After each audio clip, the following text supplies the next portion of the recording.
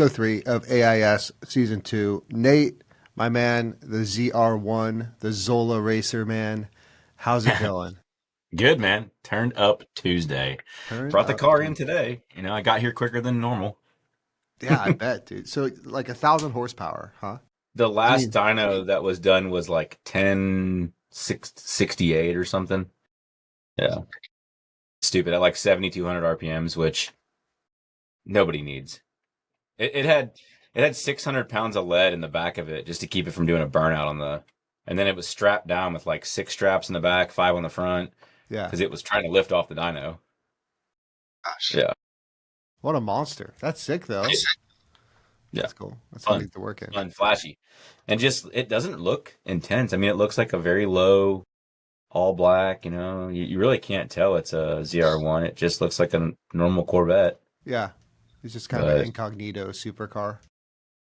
pretty much Yeah. all these guys roll up to it thinking that that's exactly what they're going to do. They're going to find old Boomer in his Corvette and take his lunch, but Have you raced they it find yet? out otherwise. Have you had a little street, little street ego I going? wouldn't call it a race. Some guy on the interstate the other day tried to gap me in a Supra, and I handed him back his identity, I think, and kept going. I gapped him by like 7 tractor trailers, and then slowed down, and he would not look at me.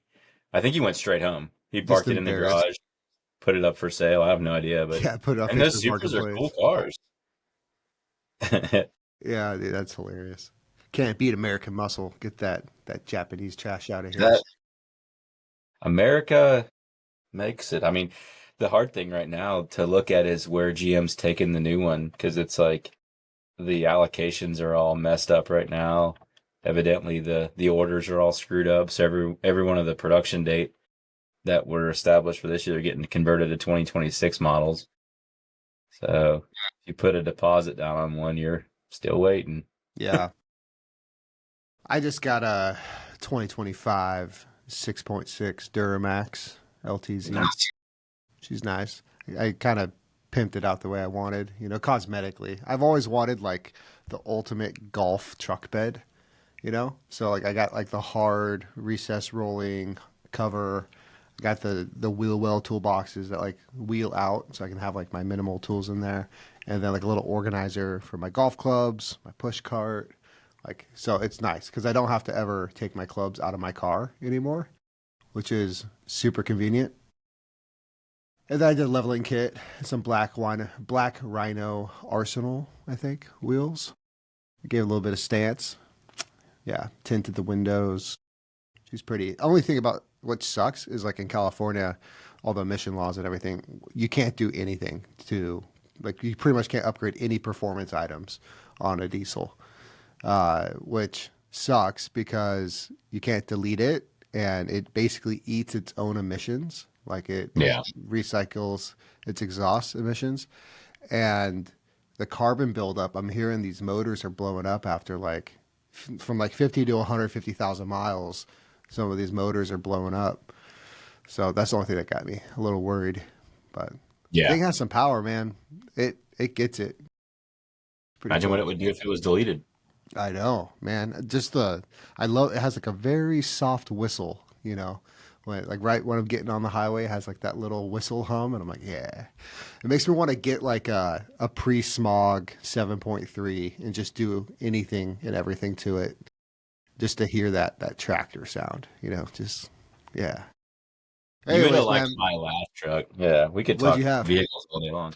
I had a 2016 Ram 2500 with a Cummins, but it was lifted 12 inches. It had 44s on it, about 780 horsepower. Yeah, Manual transmission, 6-speed, had the bigger turbo on it. Putting the Jake brake on and that and just rolling around was that's it. fun. It's fun to tow too. I mean, actually it drove better towing. Really. Yeah. Oh That's man, when kind of you how I feel loaded it. about my 3500 too. Like when I load it down with a dump trailer, it actually rides a little bit better. Yeah. Yeah. I Yeah. don't like the big lifts, man. I did a 2.5 inch leveling kit on mine. It has good stance. It looks good, but it's not like over the top. I don't know. I've never liked big lifts. Probably 3 inches is the biggest I would go if I ever did Yeah. one. just to No, fit that truck was 35s. not functional. I couldn't work out of it. My Yeah. F-250's leveled too now. It's on 38s, but it's leveled. It looks clean, and it can. I mean, I haven't done anything to it. I keep it just stock, and Yeah. it runs great. And one of the things you're talking about when we first hopped on, you have what, 9 subcontractor crews? Yeah. What do you how do you feel subcontractor versus in-house, like performance wise, quality wise, client experience wise, scalability? Like, what are your thoughts on that? Because I'm almost the opposite. I have like 42 people in-house and very minimal subs. It really comes down to, well, first of all, your clients don't know that you're subbing it unless you tell them. You can brand your subs. You can have them all looking just like you. It literally could be a completely, you White know, label them, yeah. I mean, almost it's like a not hard to ghost do. kitchen concept for decks. Yeah, I mean, it's possible. I think, in my experience and sort of my business model, really, it was early on understood that I could scale it faster. I could find more qualified people quicker as opposed to trying to bring them in, train them up, coach them, and then hold them accountable. And I didn't have all of the systems and processes in place to be able to hold people extremely accountable. I was working on them, but like onboarding wasn't really detailed when I brought in in-house labor. Um, and it still isn't. I think, and the benefit of that is it gives people the idea that we're a startup company. You've got to come here with a creative mindset too, and your feedback and input is extremely supported. And I want it to feel small. Um, but as far as like being able to build it that way, I mean, I actually felt like it was easier to have qualified subs. And once you have, this is the trick. A lot of people are like, where do you get all your people from? How do you find good qualified subs? Well, here's how you do it. You brand your business. You be known as the source of all knowledge in your market for what you do. Um, you continuously educate, educate, educate. And the more you do all this, you'll start to develop a presence that people want to be involved with. Then, when you have the sales, which is also the second component, you have to have opportunity. The more opportunity you have, people will ride right in your wake and chase you until they can get an opportunity to figure out how you're doing it or what they could be doing to be a part of it. So that's, I think, what started this. And then the more and more and more I continue to add on to it, I keep finding that in this market, there are tons of guys qualified that um, are struggling to scale and build their own business. Like even some of the deck builders that are in my market would probably be better off instead of building decks, just working for me. And I could make them probably more successful, maybe even more lucrative. Well, and probably less And headache, especially if they're just the craftsman type. A lot of those guys don't want to run a business. They just want a job that they have control over, you know? that's exactly what I think most of the guys that come to us that we've partnered with say. They were building custom homes. They were dealing with a lot of the hand holding. Some of them were struggling because they were constantly finding themselves in lawsuits. And Hmm. I'm like, well, where's your contract? Well, we didn't have a contract. I'm like, well, look, man, you're really good at being a trim carpenter. You're really good at concrete or whatever, but your business model isn't great and I can help you structure it. So why don't you let us handle that? And I'll consistently be able to give you great opportunity to work with. And as long as our partnership makes sense, it'll work long term. And that's one thing I always heard, like, don't ever partner with somebody that doesn't have something to bring of value that you can't do yourself. Right. And in this case, could I be building decks myself? Yes, but I could only be building about 25 or 30 a year. And I don't want to do that. I want to Yep. build I want to 185 to times that by 200. 9. Yeah. 9 crews out there. Yeah, I feel you there. I actually sub for the first GC who kind of gave me an opportunity. Like when I quit my job and KHB started, I reached out, met this GC. He's been in the market for 15, 20 plus years, was a tile contractor, general contractor, had a good book of business, and he would just let me be his sub. And I basically would GC the project under him. I was an employee. Technically, I was a W-2 guy for him. But we still actually he subs to us, like his framing and, door, window, finished carpentry, all that stuff, tile, stone.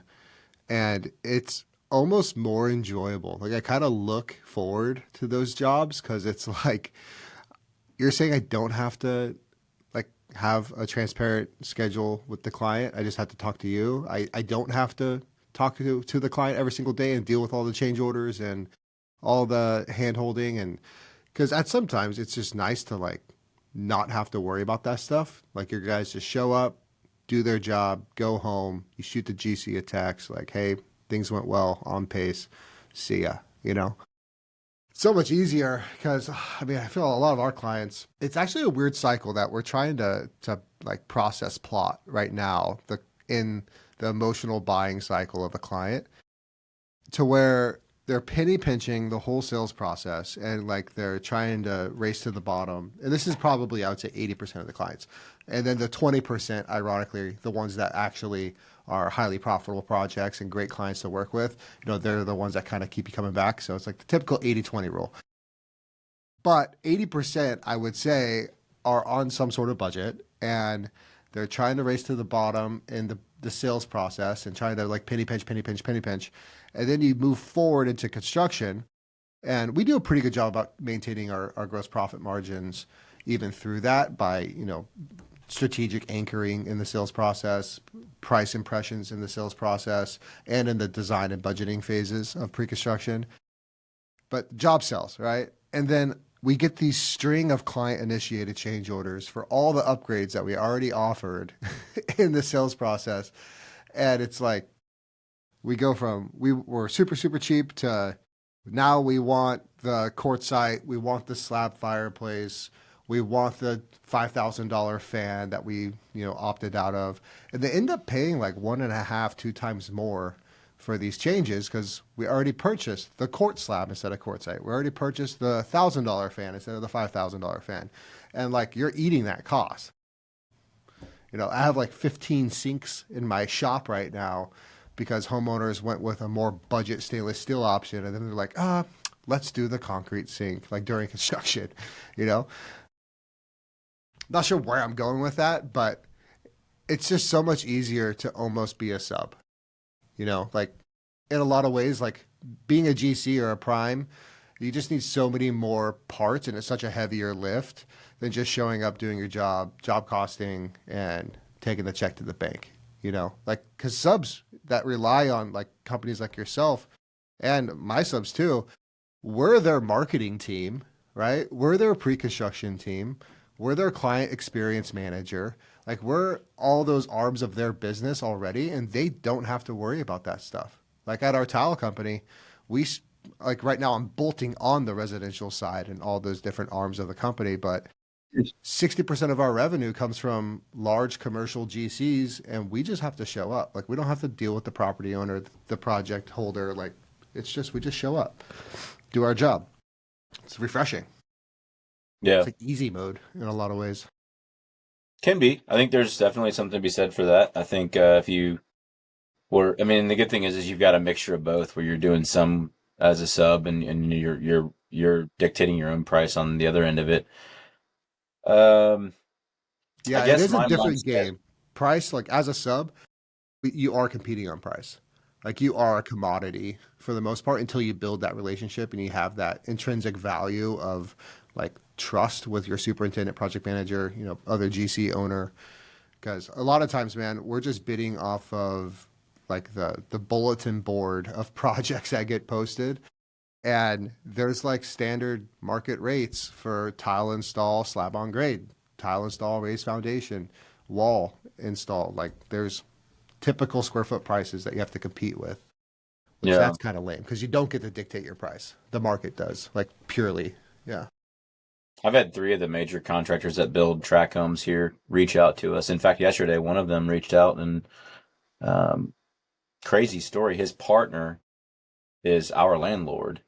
So, but he was lost driving through here and saw one of the trucks and immediately called, and got me on the phone. And he's like, I'm blown away right now. And I go, what's up, man? He goes, I just wasn't expecting to get you on the phone. And honestly, I was expecting to have to leave a voicemail or something. And I was shocked to hear that a small deck business has a teleprompt when I call to as to who I want to call. And that was new. We just put that in place where they can decipher who they want to call through our voice over IP. And we had a good conversation. Although he understands we're offering a retail service, it's a little different for us. But he's like, I'm still going to consider you on the next project because I'm struggling to find a good outfit that I can lean into when it comes to building composite decks. I mean, I'm afraid that our framing crews that build the homes are just going to botch the materials badly, and I would rather not, So Well, that and they just don't charge enough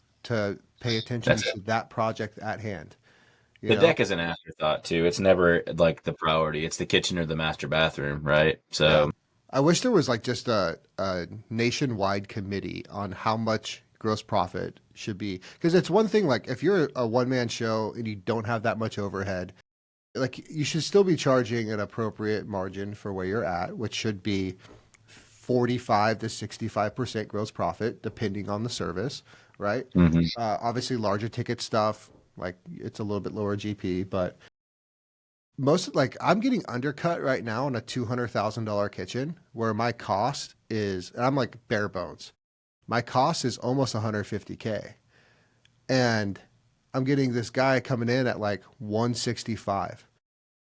And I'm like, dude, there's no freaking way. Unless you're literally the guy doing every single trade yourself and you're paying a helper like 15 bucks an hour or something, there's no freaking way. And you have Are you zero bidding overhead. this job, or is this a design build that they've committed to? Design build, we already got them in the design process. They went to go get a comparable bid. And I'm telling them, I'm like, this is not a comparable bid. Like, this is not even apples to apples. One, our proposals are like 5 to 10 pages long. This dude is like on a single, Word doc, one. And then Yeah. two, like completely different structure of company. Like this guy doesn't have, which is fine. Like those guys, like I'm not worried about those guys as competitors because they can only handle what they can handle, right? Like I can go, I think we have 20 projects running right now. That guy can only have maybe two or three, right? Like in the long term, he's not going to put a dent in my revenue or in my market. But in the short term, I'm like trying. So once again, it comes back to education, trying to educate the client without like disparaging another, tradesman and a peer to me because I'm sure he's a great guy. I'm sure he's a great craftsman. I don't want to put him down, but they need to be eyes wide open on like what they're getting into because when we were that size at KHB, I 100% understand the cash flow needs of growing and maintaining a business. And when you're not charging the right amount, you need to go start another project, especially in California where you're handcuffed to $1,000 deposit. You can't really overbill and get cash flow heavy. You need to start another job and at least start demo so you can send that invoice out. And that's what these guys do. They'll sell, 3 or 4 projects. They'll start one, maybe get to, their frame inspection, pull off, go demo another one just to collect that next check and then pull off, go start another one, and then maybe get subs into the first project 2 or 3 weeks after it's been dead, right? And then the sub change orders them, then they change order the homeowner. And it's like this cycle because they never had any process and pre-construction to actually have an accurate price. Like, but like our best clients are the ones that got completely screwed on their first remodel, the best client. But yeah, I'm going through that right now. Like, I don't even know, like, Dave, producer Dave, how much does the average general contractor make? Like, salary wise in the United States? I bet it's probably like 50 grand, 60 grand. I'd say it's less. You think it's less for the Yeah, average I know. general? I know guys here that can't get out of their own way. They're so stubborn and they want to brag and boast. But the reality is, if I showed them on paper what they're actually making, Yeah. They don't know their numbers. Yeah.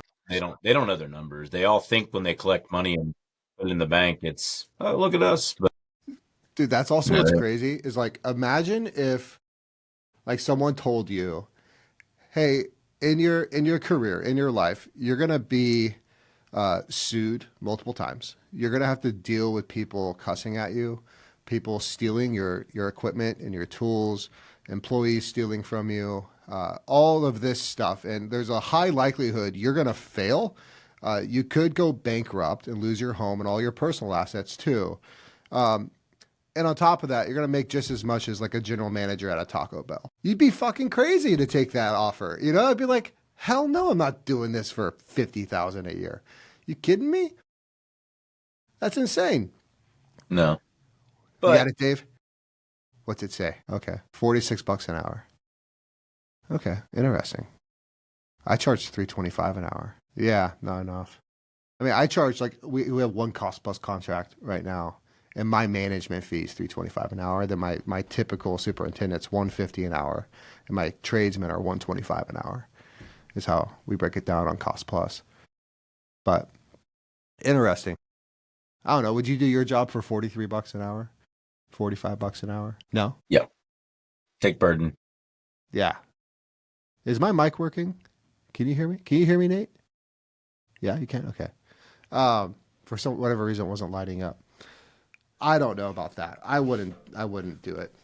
I wouldn't do it. I could go be a salesperson and make more than $43 an hour with no risk. If you have that skill set. Now, I've heard that over and over and over again. I'm kind of stuck at my income. How do I get out of my own way? How do I make more money? What can I be doing differently? And coming from guys that have started from the bottom and worked their way up. And I think when you start to understand that your business is going to need more people, not just for the sake of being able to delegate off responsibilities, but for a creative mindset and input on, a different perspective. Like you really do, I think, need to listen to the people that are within your team to be able to get out of your own way too. Yeah. I was listening to something yesterday. I think Ty Lopez mentioned it. It was like he has 2 homes. The reason he has 2 homes is because he lives in Scandinavia part of the year and in Los Angeles the other part of the year, because it shocks his mind to think more creatively. And that's one of the reasons why people like to travel. They travel because it's giving you a new experience. It gives you a new exploration, a little bit of an adventure to think outside of the normal. Yeah, I could see that. I also feel like growing the business, getting out of that $40 an hour wage, like there has been times where I've made $0. And I think most business owners, no, Nate, you stopped recording. Something happened. I think you're still alive. Oh no, he dropped. Anyways, I'm going to continue until Nate gets back on. When you're growing your business, I feel like, there's been many times I made $0 for multiple months while scaling KHB. And it's kind of like a weird J curve to where you start making money, kind of plateau, and then it's, well, I'm at my production capacity, or I'm at really the limits of how much I can monetize our services. Because service businesses, it really is time in, money out. It's not like a product or a SaaS company where it's more evergreen. It's you're only as good as what you just did and the job you just sold. And it's very tough, at least in the design build space, to do any like subscription models or reoccurring revenues. It's business on hard mode. So you plateau, and then you need to scale. And then that's where growth is expensive, and you start losing your income because you have to reinvest that into the company. And some of the best mentors I've talked to, obviously growth is intentional and it's an action and it's budgeted and it's thought through. And a lot of those expenses are allocated in their pricing, quarters ahead of that spurt of growth, maybe 6 to 9 months. They're looking ahead and saying, okay, we need to adjust our overhead burden to account for this project manager, for this salesperson, for this design team, for whatever lever you're going to pull position-wise to scale your company. And they're charging that well in advance. But during that time, once you start onboarding these people, you have this dip in profitability. And then all of a sudden, it's like a hockey stick, right? You get to the next level and then you plateau a little bit. And then you do the same thing. You start allocating, whether that's going to a different market and you're standing up something grassroots, whether that is saving that war chest of profitability to go do an acquisition, whatever it may look like. but you're always leveling up. So it's like a plateau, a little bit of a dip in profitability, and then skyrocket, and then a plateau, little bit of dip, and then skyrocket. And you keep doing that over and over and over until the end, right? Until there's some sort of exit, whether you die, whether you hand your business off, like you sell it to employees, sell it to your kids, you go to a broker, put it on the open market, whatever that looks like. And there's a lot of like M&A strategists around how to do that and how to like stabilize your company for 3 to 5 years and maintain that profitability at that plateau in order to be more attractive to sellers. But I think that is one of the key takeaways is you have to have intention behind your growth, or you're going to be stuck on the bags in the field or in your jack of all trades, wearing all the hats position in your company if you're not prepared to take that hit. Some of the things that I do is we're going to grow, like next year, we're going to go into a new market. This year is going to be highly profitable. We're going to be looking at probably 15 to 20% net profit on ideally 10.5, 11 million in revenue. And that ideally $2 million-ish in net profit is going to, one, get really hedged across different investments that we can make liquid down the road in order to save on tax burden and hopefully cost seg. And so we might buy some properties, we might do this, might do that. But then once we get into and we can liquidate that, we're going to put all of that into business development, into that new market. And that's going to look like an operations manager, it's going to look like a sales team. It's going to look like allergy medicine because California is brutal right now. But all that's going to be intentional. It's not going to be, from the hip, like, hey, I got $2 million. What should I do with it? It's like, no, I'm going to plan and budget for my full 2025 season. We're going to hit our budgets. We're going to hit our KPIs on the front end. We're going to follow through with our client experience and our guarantees. And that's going to lead to profitability, which that profitability is going to be used in this way to grow the business. And we are going to have a little bit of dip in Q2, Q3 of 2026. But after that's all stood up, Q1 of 27, we're going to be back right where we need to be at hopefully should be at least 2.5x revenue, right? So if we're going to do 10 to 11 million this year, we better be doing 20 to 25 at that second location within the first 24 months is the goal. And that's how capital makes more capital. It's not just putting it into the owner's pocket. Like the worst owners are the ones that are like, I made $1 million last year. Well, cool. That's great. But if you're not growing, you're dying. And if you're just having a lifestyle company, that's one thing. But if you're not mission oriented, you're not growth oriented, you're slowly dying. And if you're not reinvesting that in your people, reinvesting in the company, they're slowly dying in their position too, because there's no upside. What's in it for them? So that's what I got to say. I don't know what happened to Nate Dogg, but producer Dave, I'm going to hit the road. Got a quick one. Got a 25-minute quick hit this morning. Any tornadoes in Tennessee right now? Yeah, they got hit. Was it Tennessee or was it more south that got hit? I know there was like in Missouri, just a shit ton. Yeah, Arkansas got hammered too. Well, anyways, that does it for this episode of AIS. If you're looking to scale your company, if you're looking to be a better business owner, take home more money, like, share, subscribe, keep following. We're going to give you all of our experiences. We've paid a ton of stupid tax, and I pay stupid tax every quarter. It is my investment into my education, donating to the universe of stupid decisions that are made. So then I can share them with you guys. So you don't make the stupid decision that I have made in the past. So like, share, subscribe, comment, tell a friend, tell a contractor. If you're starting a business, if you know someone starting a business, it really helps us out with views and getting more traction with this. But until next week, I'll see you on the next one.